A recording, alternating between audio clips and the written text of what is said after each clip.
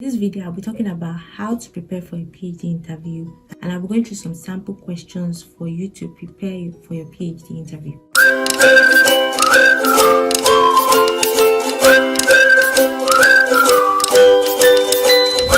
My name is Ayodeji and I'm a PhD student in Glasgow, Scotland. So first of all, congrats on getting invited for a PhD interview.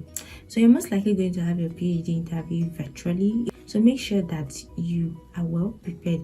Make sure that you're on time. Make sure that your internet connection is good.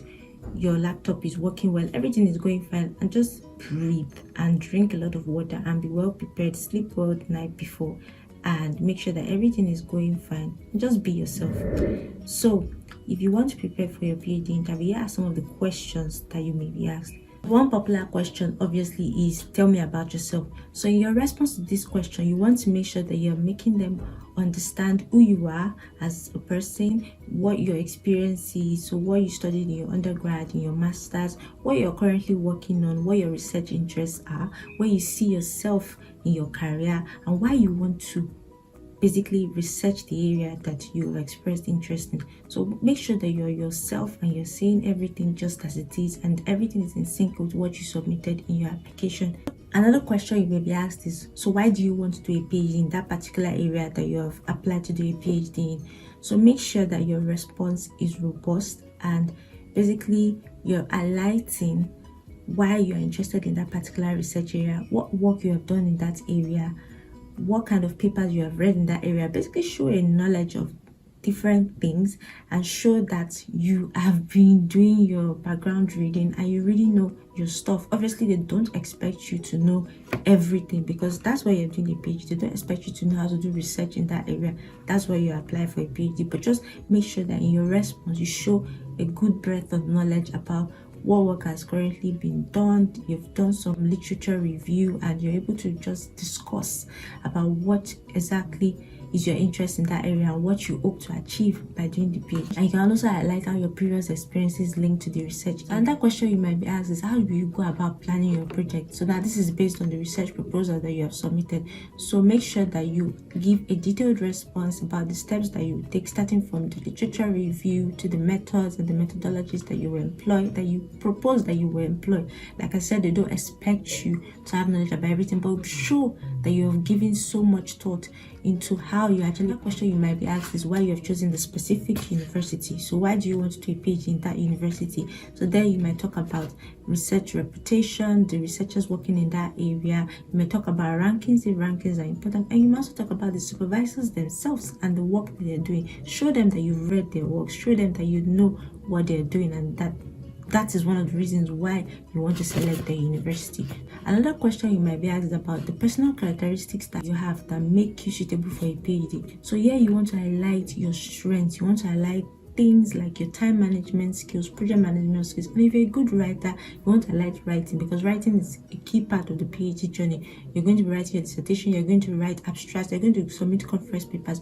So highlight the different skills, especially if you have specific skills and different techniques that are going to be used in the project. So you want to make sure that you're really showing them who you really are and why you're suitable. Another question you might be asked is, what are your plans post PhD? So here you can talk about your career plans, whether you want to continue to research in that particular area, you want to do a postdoc, or if you have longer term goals in academia. So just basically highlight how doing the PhD will help you to achieve your long-term goal. You may also be asked to highlight what your strengths and weaknesses are, and that kind of like links to the other question on personal characteristics that make you suitable for a PhD. So in terms of weaknesses, you may want to highlight, for example, that maybe you don't have 100% knowledge of a particular technique or a methodology that is being used, but then don't just leave it at that. Highlight also to the supervisors that you are looking forward to learning those techniques. Highlight if you have been doing any short courses to help you improve on your knowledge of that technique or that method.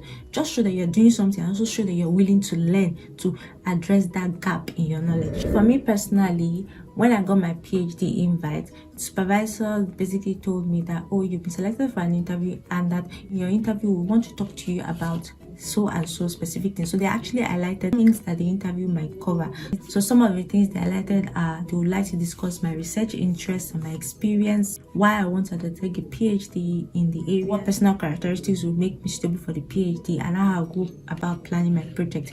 And also, when I had the actual interview, the questions that they asked me were so many, and under 20 minutes it was done.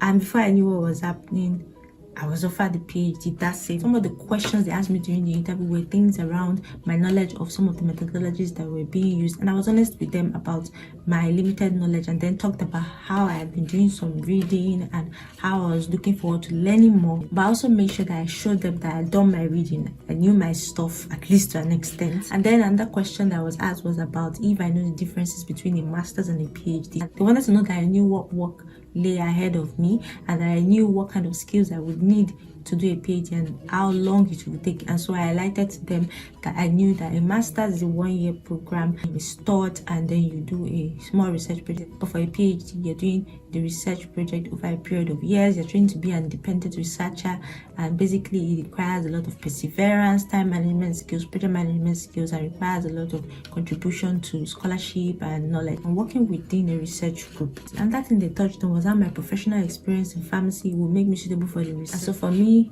personally, I highlighted how my working within a multidisciplinary team makes me suitable for that particular research, and the different working relationships I developed, and basically my knowledge of how healthcare is carried out by working together as a team, and some of the work I had done even during my master's, going on world round, working within multidisciplinary teams, and also carrying out research in a clinical area. So I basically highlighted to them that okay, this is how my experience makes me suitable for this PhD. And of course, they also asked about my plans post PhD, which I highlighted. They also asked me about challenges I believe I may face during the PhD journey. So I talked about things like needing to learn new concepts from scratch, needing to be persevering, and just basically building my motivation. I told them that I understood that the journey ahead was not easy, but I was willing to go through it and I was motivated enough. I was also asked if I had conducted a systematic review or literature review and my thoughts on doing one, and so I talked about my experience during my master's, the lectures that were received, and the literature review I did as part of my master's dissertation.